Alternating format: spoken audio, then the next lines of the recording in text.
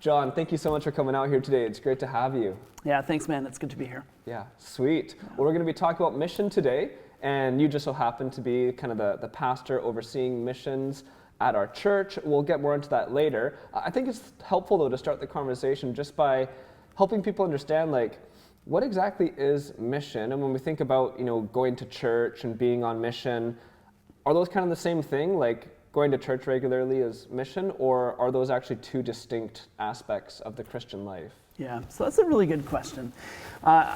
They're different, but they're overlapping, I would say. They're not disconnected, but they're definitely distinct. So I think there's a difference between going to church and being the church.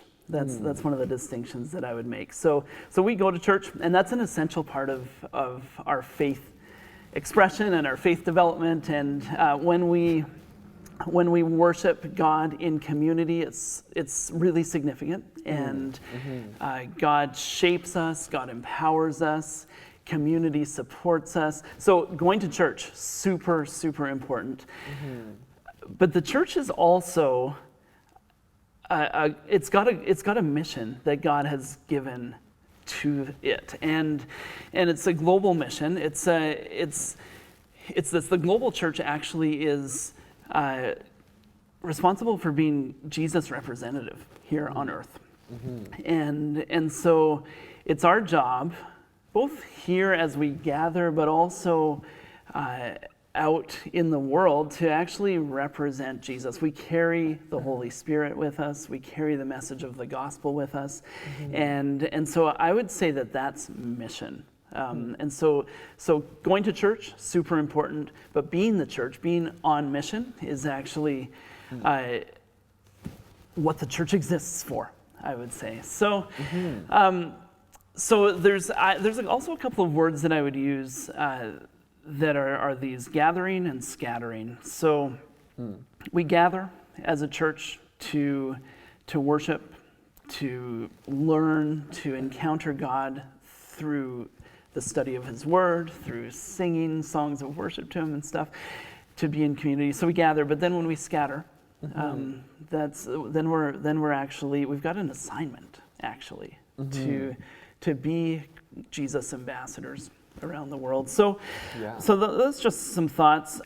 So we've got a mission. So you asked me, what's the difference between kind of going to church and missions? I'd like to make just add kind of a word into the conversation. One is mission, and the other is missions. And so I think it's important to actually distinguish how we use those words. Mission is this grand assignment that we have from the Lord to be His representatives on earth. And so the church has a mission.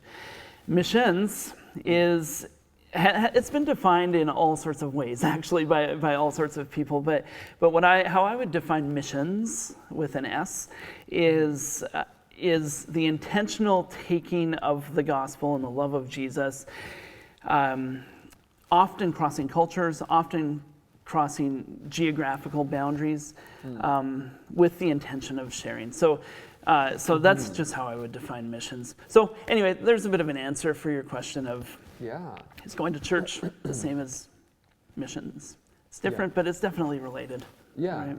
Like you see some aspects of our gatherings become applicable to missions, or maybe, inspire people to go out on missions, or, the large group gathering itself becoming a vehicle of missions. But they are kind of, one is the group of people, going to church, and the other is kind of what you do about it. Like, would that be I think that's a fair distinction. I mean, the reality is a church gathered actually does share the love of Jesus, and people do come to faith within the context of our church gatherings. And so mission happens here too, but there's more. I think. No, that's really helpful. So for yourself, you are kind of the one who oversees missions globally, and also expressions of it locally at our church. Maybe just share a bit for yourself. What's been your experience, someone who's been on mission and practicing missions to the point now where you can oversee it and help our broader church family engage in it? Yeah. Sure. My first short-term mission experience was when I was 20. I had just finished my second year of college, Columbia Bible College, which we both went to. It's a great institution, great school. Institution. And I remember walking down the hallway. It was probably April, I guess. May, there's no school. April. And I saw a poster that said Summer Refugee Encounter, Austria.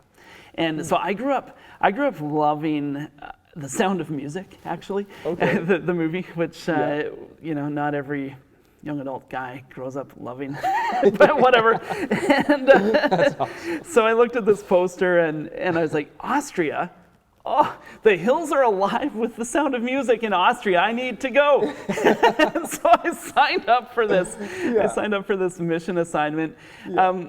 Not necessarily so much because I was like, okay, God's calling me to engage in global mission, but more, oh man, I want an adventure in Austria. Yeah. That's actually already got my heart. So, so let's go. Because of a great movie. Because of a great movie, musical, right? Yeah. So anyway, I ended up spending 6 weeks in that particular summer in Austria, and we were serving refugees. Austria is at that point, I don't know if it is now anymore, but at that point it was one of the nations where people would end up as a refugee, kind of in a holding pattern, waiting to get to North America, actually. And so there were refugees from, this was like 20 years ago or something. There were refugees from from Afghanistan, from Bosnia, from Iran, Iraq. So some places that were kind of hot spots of global conflict right then. And so we got to spend time just building relationship with refugees from these various places, getting to know them, and sharing the love of Jesus with them. And it was, it's hard to measure what kind of impact we had, actually, honestly, but the impact that the Lord had on my life was really significant that summer. So there were a few things that God started to shape within me right then. The first was just it was actually the first time that I had stepped outside of myself in some ways. I was caring for people that weren't just me. And so that was significant. It was sort of an act of selflessness. Even though it was an adventure and we got to be in Austria, and the hills actually are alive with the sound of music in Austria. So, everything you were hoping for. Everything I was hoping for, yeah. So I was stepping beyond myself, which was good, and that's all. That's a lifelong journey, actually, of increasing selflessness. So that God can use you significantly. But another thing that God started to do within me was to just start to birth a heart of compassion within me, I think. And that's still a lifelong journey of God shaping me. But I remember actually watching a news clip. We were in Austria serving refugees, but I remember that summer there was also a significant famine in Ethiopia.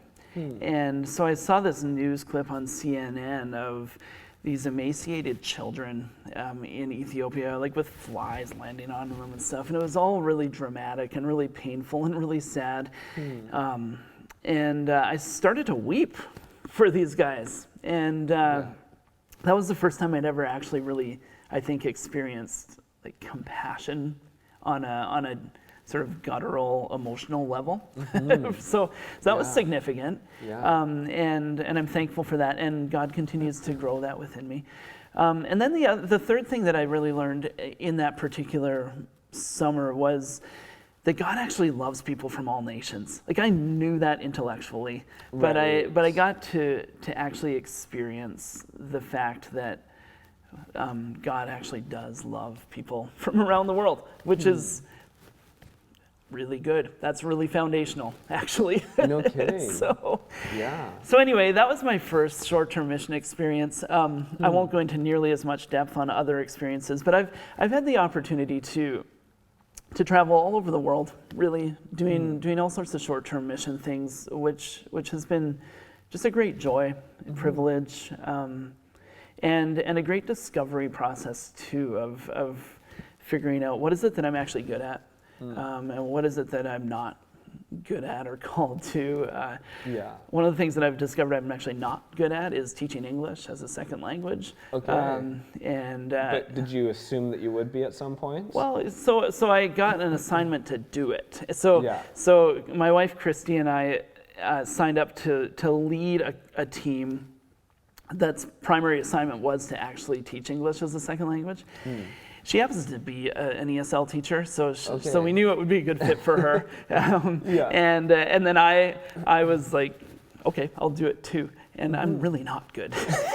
so at some point, Christy's like, John, you can just step aside here. And don't you think you can maybe just be the prayer guy or I don't know, like surely there's something else you could do, right? That's incredible. I was teaching them like words like aardvark. Like what animal starts with A? Well, aardvark, it's got 3 A's in it, guys. Yeah. You need to know this. Like, great word. I don't even know what an aardvark is. So. So anyway, it's helped shape me and help me realize what I'm good at and what I'm not good at. So that's some short-term mission things have been really good. Christy and I volunteered for a good number of years at the church that we were at before Willingdon, and we weren't on staff, so we were just volunteers on the missions committee. So we got a chance to get to know some long-term missionaries, and to lead some short-term mission teams, and just kind of be engaged in those conversations, and that was really helpful and neat, and hopefully we had some sort of useful input. And then at one point, I got the opportunity to make engaging in global mission my full-time job. And it was with our denominational mission agency. It's called MB, or it's called Multiply these days. It was called MB Mission back then. And so I got to spend about 8.5 years working with MB Mission. And my job, it wasn't as a missionary. I've never actually served as a traditional long-term missionary overseas. I've traveled plenty, and I've actually visited many missionaries around the world and have deep relationships with them, which is a joy. But my role was actually to mobilize people to engage in missions. So I related to, there's about 100 Mennonite Brethren churches here in BC. I related to most of them in some way. And my role was to just call people to engage in global mission in some way. So maybe that's going, maybe that's short term, maybe it's long term, maybe it's praying. And I actually think that we're all called to pray for global mission. And maybe I'll talk about that a bit later on. Maybe it's to give generously, or maybe it's to actually be an awesome sender and encourager of people engaged in mission, like sort of on the front lines. So anyway, served with MB Mission for a long time, or a good period of time anyway, 8.5 years. Wow. And absolutely loved it.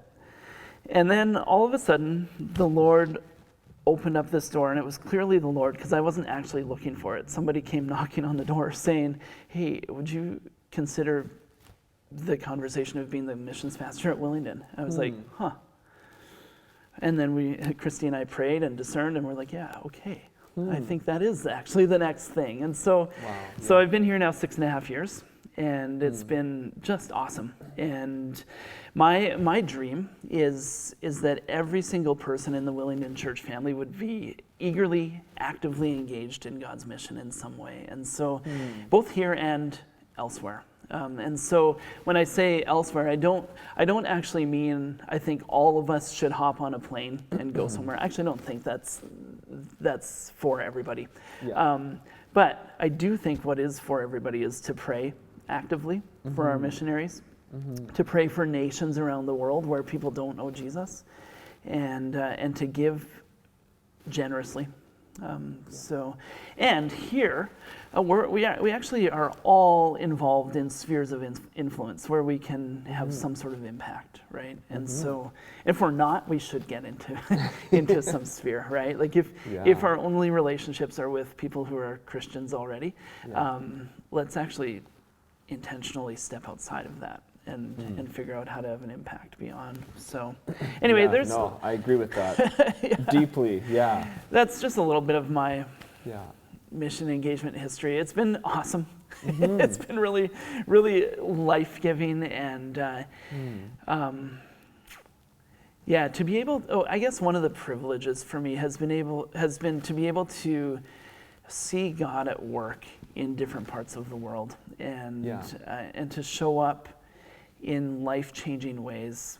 To be able to see people physically healed along the way, to see people relationally and spiritually healed as they come to faith in Jesus. Just a huge privilege to be able to see that.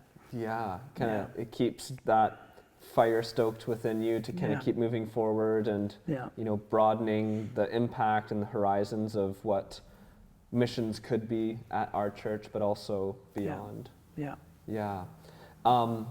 For yourself, kind of cumulatively, if you consider all the various short-term trips you've been on, what would you say stands out to you as kind of the greatest lasting impact that you can see from all those short-term experiences? Like, would it be the tasks that were done there? Would it be the relationships that were built and the tasks being a means to an end? Or would it be your own personal transformation through being in all these different contexts? Like, does one of those things kind of stand out to you as like, oh yeah, this is definitely the most valuable aspect of all the short-term trips that I've been on? I think two things. One for sure is personal transformation. It's been significant, huge, notable, really good.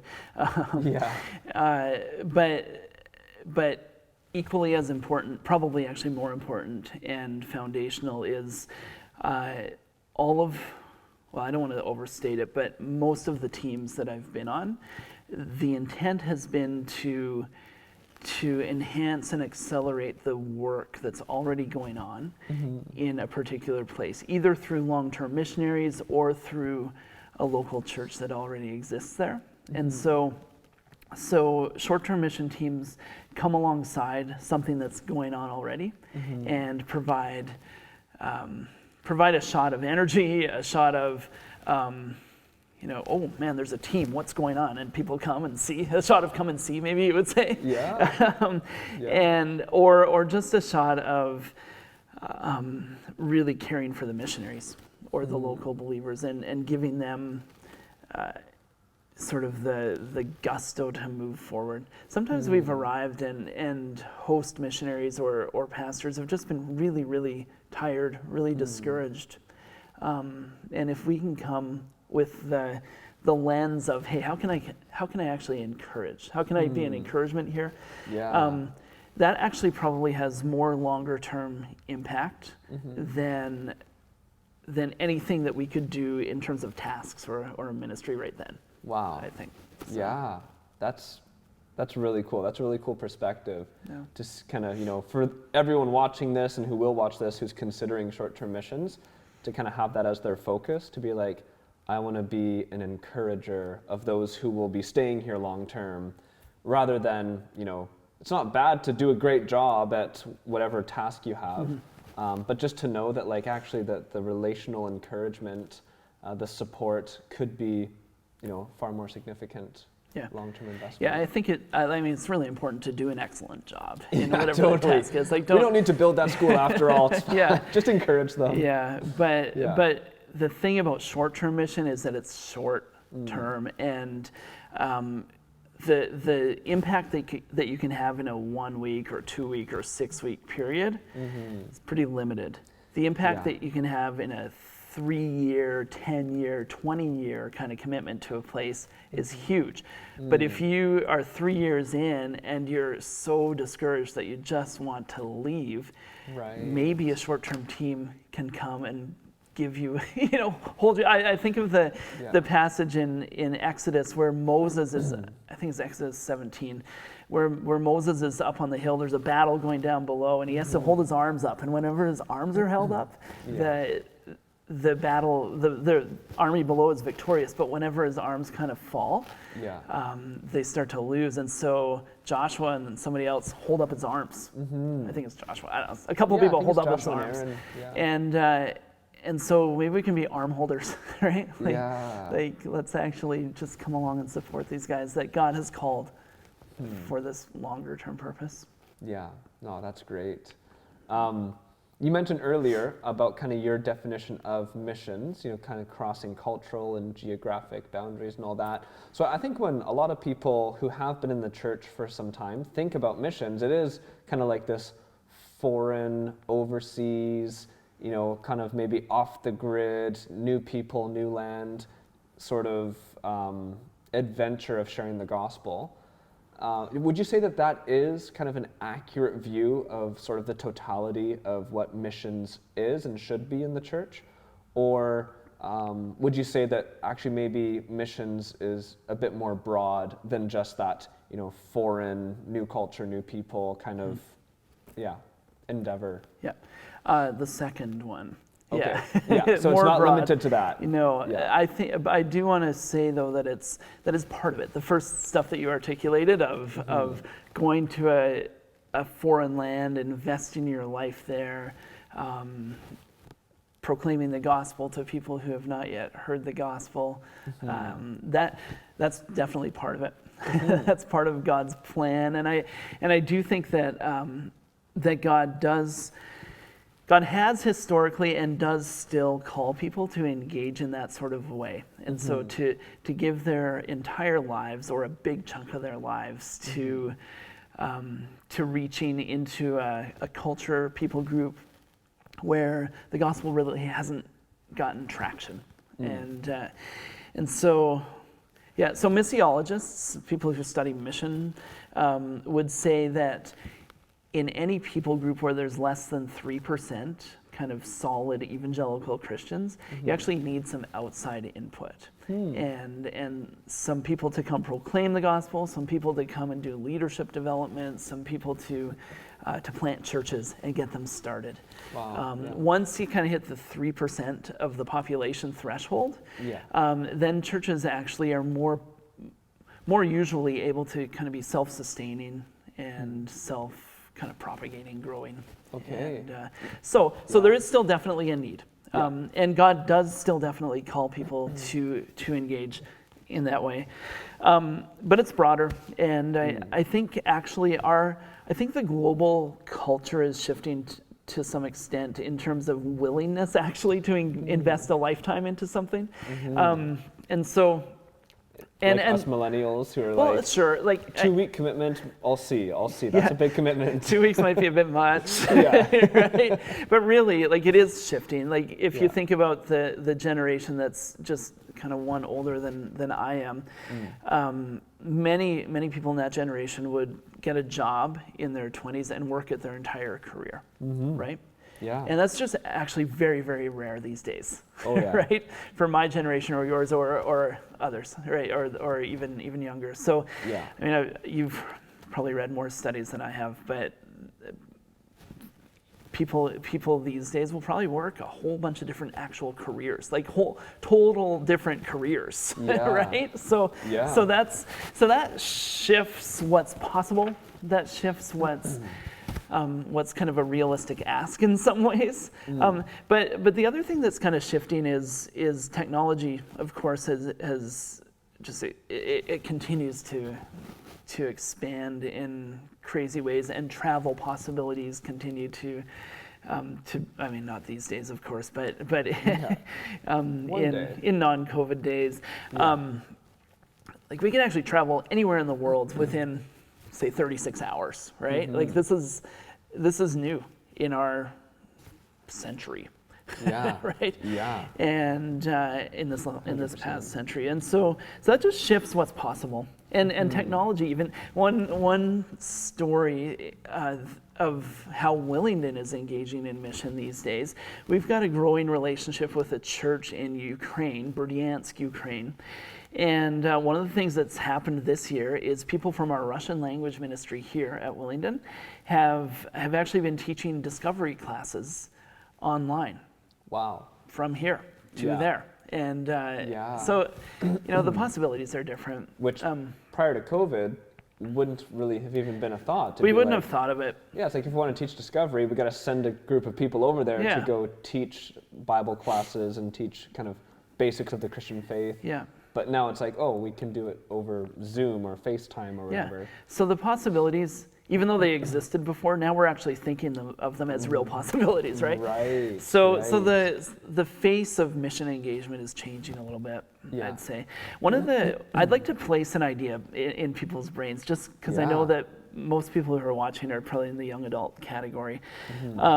God does call people to engage as kind of traditional missionaries, serving with a global mission agency, investing years and years and years.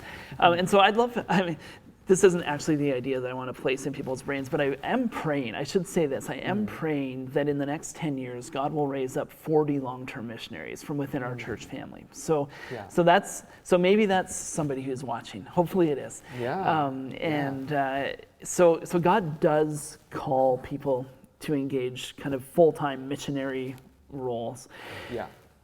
But I think there's something new happening. It's maybe not super brand new, but it's something in this sort of decade or two that's new, and that's this. What if you were to take your job, whatever your job is? Maybe you're a teacher, maybe you're an engineer, maybe you're a nurse. I don't know, whatever your job is. And what if you actually take it to a part of the world where you know the gospel hasn't really taken root? And do your job in a fabulous, exceptional, dedicated sort of way, but actually go with the heart of a missionary and go realizing that, in fact, we're all called to engage in God's mission, and God's Spirit lives within us, and we can, God wants to use us in strategic ways. So what if, say, for example, you went and were an engineer in Dubai, or a teacher in Lithuania, or a nurse in China. Like, I don't even know what the possibilities are, but take your job, go do it wonderfully, but actually be praying fervently and totally available for God to use you. Find some other believers if there are, and work with intention to live on mission in those places. I just think it's a really, like, it's happening more and more. People are starting to talk about that sort of mission strategy, actually. And it's far more sustainable. It's sustainable because you don't have to raise funds, right? Because you're doing you're doing a job that makes money. And it's real accessible, actually, these days. The barriers for entry are you have to have a job and get a visa, right? And Canadian certification and credentialing for a lot of these occupations is globally recognized for, Red Seal and all these things that other nations will happily let us in, which, what a gift. So I just wanted to plant that idea, actually, and just hold up a book. Eric, you can zoom in on this book.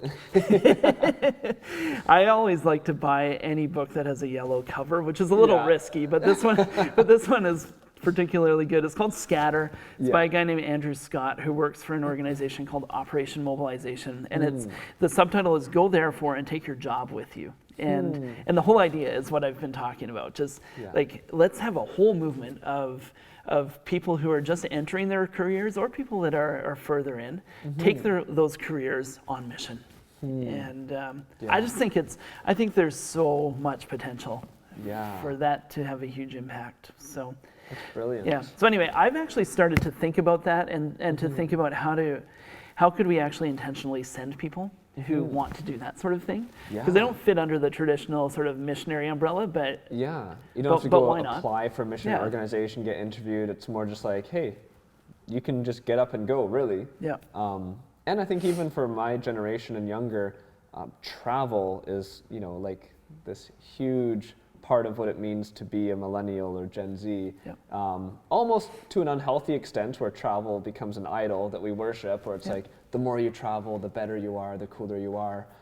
But I think there's a beautiful redemptive aspect of that, where it's like, hey, travel with a purpose.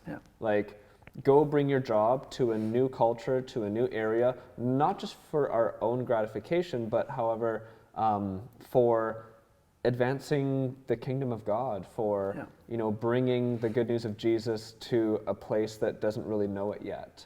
And we can kind of make the most of all these things on mission, like for God's glory. And I think that's a really incredible opportunity that we can be investing in and kind of making more known. Yeah. So one of the realities is this: there are a growing number of countries where you can't actually go as a Christian missionary.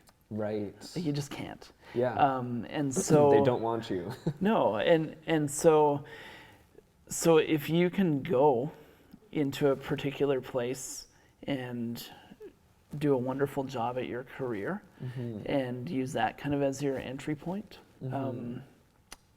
I just think it makes the potential impact really significant. I actually think of one of the examples that I've thought of fairly regularly actually is Filipino people, as you know, end up in all sorts of parts of the world.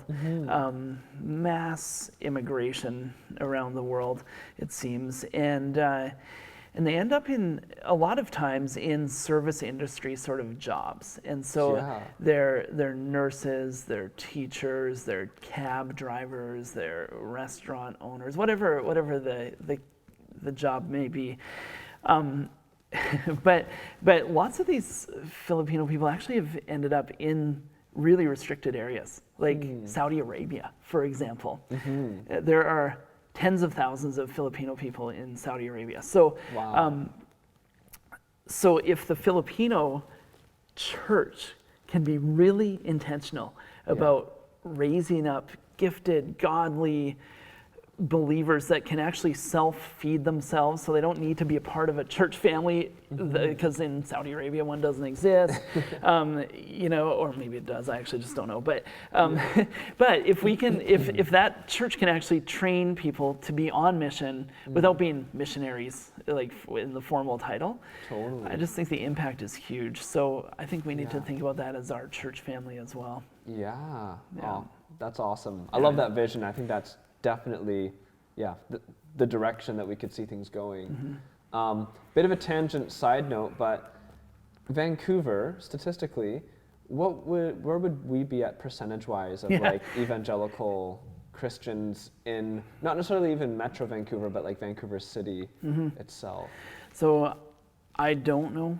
Okay. But I think it's actually less than 3%. I heard 2%, but I couldn't quite remember if it was 100% accurate or not. Yeah. But so that's a really interesting thing, and we need to pay attention to the fact that we actually live in a city that desperately needs Jesus, right? Yeah. Like we really do. Yeah. And God has placed Willingdon in a couple of ways, really strategically, I think. One is just geographically, like we're kind of in the geographic center of Metro Vancouver. Which is interesting. And right by the highway, which is great, accessibility. But also God has brought the nations to our church family. And so we're we're uniquely positioned to actually serve many cultures, right? And also new immigrants, right? And so there's just lots of ways that God can use this church family. And thanks for bringing that up. As I was saying 3% in different parts of the world, it also flowed through my brain of Vancouver actually is one of those regions. Which is a crazy thought. Even I've talked to friends of mine who are followers of Jesus and said that statistically Vancouver could be considered an unreached people group or unreached city. And it was kind of like this moment of shock where it's like, I just thought most people were Christians. Right. It's like, most people that we know are Christians, but definitely not the case in our context. And it kind of does segue a bit into my next question, which is about creative expressions of mission in the local context. Like if we think about missions being broader than the foreign land, foreign people group, which is so important, but there's also kind of this local component, local expression. What are some ways that we could maybe begin to reimagine or reconsider at least what missions is locally for us? Yeah, that's a really good question. Couple of thoughts from me. So when we love somebody and serve somebody at their point of need, then we all of a sudden build trust and relationship and a voice into their life, right? And so who are the people that God might use us to do that with, to love and to serve, and to have a voice into as we meet them in their point of need? A couple of things come to mind for me. One is new immigrants and refugees who are trying to build relationship and also build an understanding of Canadian culture and just trying to get integrated. Anytime you uproot your life in such a substantial way, all of a sudden it's there's a sort of an unsteadiness, I think. I say this just from observation, not from personal experience, because I grew up in Canada. But I really do think that when we're uprooted, all of a sudden there's a fresh opportunity to reevaluate sort of our foundations of life, actually, our foundational worldview and understanding of life. And so refugees and new immigrants are actually in a zone where it's quite common for them to be kind of reevaluating that stuff. And so why not show up in their lives with the love of Jesus? Serving them in tangible, practical ways, but also saying, "Hey, we love you, and so does Jesus." And then we might get an opportunity to share about who Jesus is. So that's just one thought. Another is this. I've heard a couple of times that I've heard numerous times that loneliness is actually a huge epidemic in particularly in Western cultures. So North America and Europe, I've heard. And Vancouver, I think, is known as one of the loneliest cities in the world. Okay. I read an article from The Guardian UK about that. Okay. Okay, interesting. So what I was going to say actually relates to the UK. The UK is actually, you know how there's political positions like the Minister of Finance and the Minister of Agriculture or Health, you know, those sorts of roles. UK actually has a Minister of Loneliness.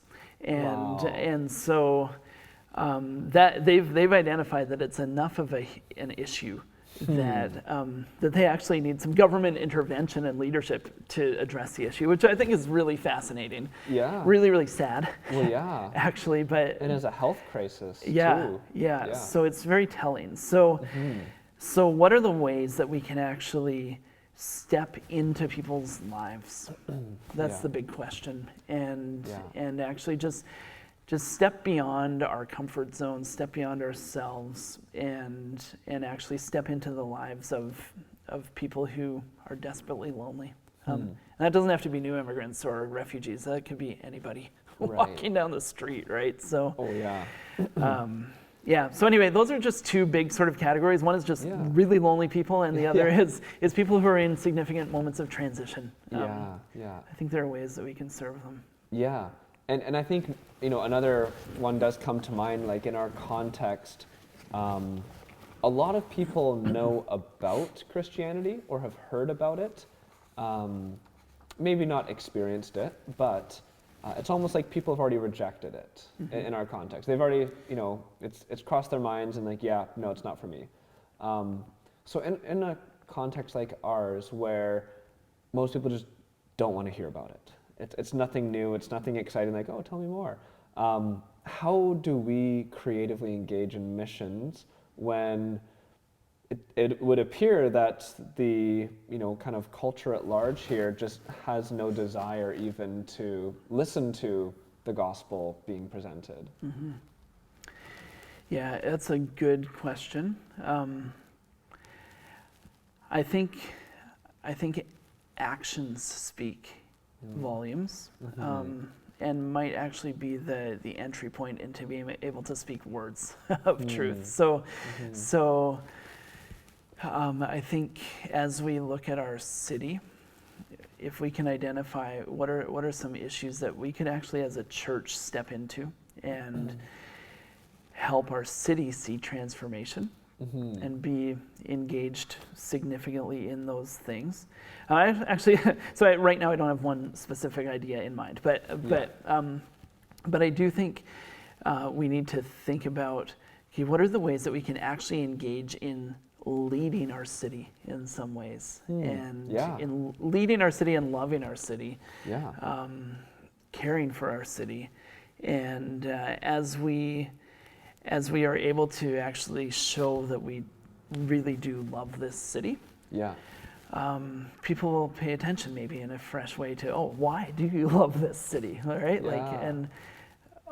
Christianity isn't just a bunch of rules or a bunch of people who are really narrow-minded, or that sort of thing. Maybe there is something that I'd like to explore here. I don't know. Something like that. I mean, it reminds me of, in the exiles in Babylon, like the need to pray for the peace and prosperity of the city in Jeremiah chapter 29, where it's like, seek their good, like become integrated into the city and desire for all those people who don't know God, who don't know the one true God, who do all sorts of crazy stuff that we don't necessarily agree with, see to it that they might prosper, so that you all can prosper together and they can come to know God, hopefully. It was interesting, and I listened to someone who I very much respect and admire, who's a fantastic leader, cultural commentator, brilliant individual. Oh, you listened to my talk? It was John Best, And I won't name their name, though, because the thing that came out of it was this talk on reimagining mission in Western 21st century context. I was so excited to listen to it, because I'm like, man, this person just seems to get everything. Like, they understand culture so well. And when they presented it, the takeaway basically that I got from it was, it's really hard these days, and we don't really know what to do about it. It's just kind of like, just try to be people's friend, one-on-one relationship, and don't expect to speak the gospel as soon as you'd like to, because people just aren't open to it. And that's kind of all I have. And I was like, whoa, to hear them say that was very impactful, because I already felt that way, where like we try to share our faith, we try to speak the gospel whenever we can. But it just seems like the doors to people's lives and hearts are so tightly shut right now to the gospel, to hearing about Christianity, that we shouldn't try to bash through that door, nor should we try to just avoid them and wait until maybe someday they'll open up or seek us out. But rather, we just have to build really meaningful, deep friendships with individuals and not try to like hit the masses per se. And it was just, a very interesting, sobering commentary on kind of where we're at in the Western context, particularly. At the same time, I don't think we need to be hopeless at all, because there's promise in Scripture that the Church of Jesus Christ will continue to thrive, actually, and that Jesus' reign will, continue to be the ultimate reality. So one of the things, as you were talking, one of the things that I thought of is another really important way that Willingdon can continue to engage in mission is continuing to do what we do in terms of giving people opportunities to engage in worship through song, through studying the Word, through community. God actually does use. I shouldn't say actually. God does use. Surprisingly, these gatherings that we have, and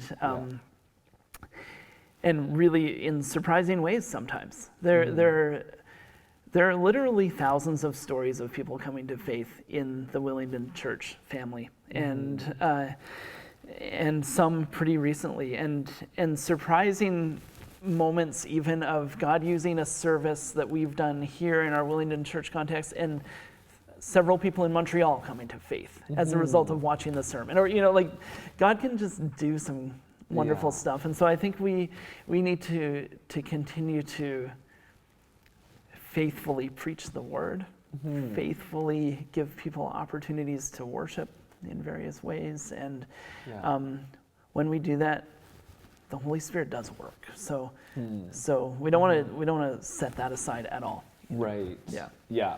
As if like speaking the gospel is off the table for now. It's like, oh no, it's always on the table. Just maybe a matter of how. How and in what context, right? Yeah. Yeah. Totally. That's great. And I think, you know, as we go from here, and for everyone who's heard this conversation so far, and maybe they are feeling or sensing a bit of that inner desire to engage in missions, or maybe to step out in some way or another, be it globally or locally, what would be your encouragement to them for next steps, or maybe how they can begin to nurture that desire and, you know, practically do something about it? Yeah. Lots of encouragements coming. Here's my list. So, I mean, one would be when COVID is kind of over, to actually go somewhere and get a glimpse of God working in some different part of the world. I just think it's really super powerful. And short-term mission. Short-term mission. Yeah. Or a year or something. Yeah. I should say this, like most of the people watching this are probably in the young adult category. The barriers for entry into global mission in your stage of life are actually considerably lower than in other stages of life. So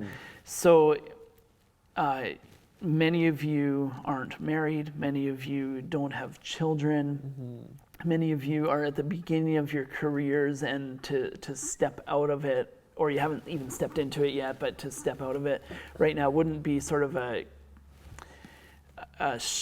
really big problem in terms of career direction. You might have more expendable cash actually than in some other stages of life. And so I would encourage you to actually take the opportunity in this stage of life to invest some time into global mission. Why not spend a year engaging in some other part of the world? And if you want opportunities, I can give you a bunch. I can give you a list of ways that you can do that. So take advantage of the season of life. Yeah, because things change as time goes on, right? Being married doesn't actually necessarily mean that changes. Like, hopefully you marry a spouse that has a similar sense of calling, which I have. So I'm so delighted. Yeah. But all of a sudden, if you have children, that's a whole different conversation, right?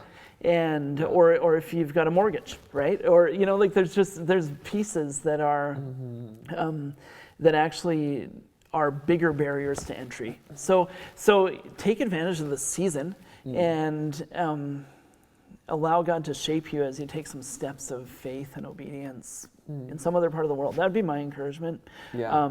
And I would love to walk with anybody who wants to have that conversation. Yeah. Another thing, something to kind of shake up. If you're feeling a little bit like going to church is a bit of a routine and life is a little dull or boring or whatever. Why not think about how to actually engage your prayer life in a new, fresh way related to global mission? And so there's lots of possibilities, but one of the things that I've done a lot of is actually to pick something to talk about or to pray about, and then set my alarm every day for the same time of day, for a season, for a while, and pray for that particular thing every single day at that particular time. And so I've found that to actually be a really, really helpful discipline, because it's pretty easy for me to go through my days without intentionally engaging in prayer as much as one might think a pastor should. So totally. Oh yeah. And so if I set my alarm, and there's been seasons where I've had 2 or 3 alarms throughout the day, like, okay, it's 10:02 a.m., I'm praying for this, and it's 11:30 a.m., I'm praying for this, 8:30 p.m., I'm praying for this, and so that's been really good. And right now I'm praying for something, but one of the stories that I would love to just share is one of our missionaries that we support. He's a guy named Johann Matis, lives in Germany, friend of mine, and we decided, I was in Germany visiting him at one point, and we decided that at 10:02 every morning, we would pray. So him in Germany and me here, so that's different actual times. But we would pray for one particular city in Germany, Dortmund. Dortmund apparently is one of the cities that's kind of least reached in Germany. Johann had been praying already, but invited me to pray too, that God would raise up a church planting missionary to move into that city. So we prayed for a couple of years, actually, every day at 10:02. I'll tell you why 10:02 in just a minute, but we prayed, and God has actually raised up a church planting missionary for that. A family has moved into the city, and they're planting a church. And yeah, so anyway, God does actually work when we pray, which is maybe a whole nother conversation. But yeah, that's powerful. But why not just consistently actually engage in prayer for something? The reason we picked 10:02, and then I'll move on from prayer, but is in Luke 10:2. The verse is, "The harvest is plentiful, but the workers are few. Pray that the Lord of the harvest would raise up workers." That's Luke 10:2. So we picked 10:02 to pray that. So I like that. So anyway, what is there in your life that you could, in terms of prayer, that you could actually engage and invest in significantly? One other resource that I just wanted to mention is a website called prayercast.com, and they've got short, probably 4-minute videos praying for every nation of the world. And it's really, really neat, actually. It's somebody from that nation, probably, maybe there's a couple of nations where it's not actually someone from that nation, but somebody from that nation praying for their nation. And there's pictures and video footage from the nation, and it's just a really neat way to engage in praying. Yeah. I've found it really helpful. So another thing that I would encourage people to think about is, how might you invest financially? And is there a way that God might be asking you to actually give related to global mission? And maybe there's lots of options. Maybe it's supporting a short-term team that's leaving through Willingdon. Maybe it's coming alongside a missionary that we support, or somebody that you know. It doesn't have to be a Willingdon missionary, but in a generous way that actually costs you something. So when we kind of give beyond what is comfortable, it shapes us. It shakes our faith up a little bit, I think, and it causes us to be in a position of actually dependence on God for provision. So maybe God's calling us to give kind of beyond what we can comfortably do, or to give something up that's. There's nothing wrong with engaging in wonderful things here, like a gym membership or going to Starbucks, or whatever your costs are. There's nothing wrong with living life, but maybe there are ways that God will actually invite us to pare back on some of those expenses so that we can give more generously. So yeah, maybe that's great. Yeah. And then here's the last thing that I would say in terms of shaking up kind of our faith and engaging in mission. We've got a whole crew of long-term missionaries that Willingdon supports. And maybe those of you watching know some of our missionaries, but maybe you know some outside of Willingdon, and that's awesome too. Why not actually build a relationship with them if you don't have a relationship? And kind of like we talked about earlier, where the short-term mission team's purpose can be to be a source of encouragement and sort of an injection of joy and hope and prayer and stuff. Why not do that for one of our missionaries? Yeah. And in the process, you'll build relationship, and in the process, guaranteed those missionaries are going to function as a mentor to you in some way too, right? Because they're people that have taken some steps of faith and obedience, and God's shaped them, and God's using them, and they've got some wisdom that they've gleaned along the way. And boy, to gain that, like one of the great joys of my job actually is to be able to know these missionaries and to be in regular relationship with them, because these are gifted, godly people that really love Jesus. So dive into relationship. You don't have to be scared to do that, and if you need their contact info, tell me. Okay, yeah, we'll Yeah. make sure to Yeah, include your yeah. email in the description then so that Yeah. people can get in touch with you. Yeah. But yeah, John, thank you so much for taking the time, for sharing your heart and wisdom and experience. I know that, for those who have come this far and watched all the way to the end, that there's just so many good things to be, opening up our minds and our hearts to about missions that's maybe larger than we thought it was before. And so that's, really inspiring and also encouraging. So thanks for doing that. Yeah. My joy. Thank you. Yeah, awesome.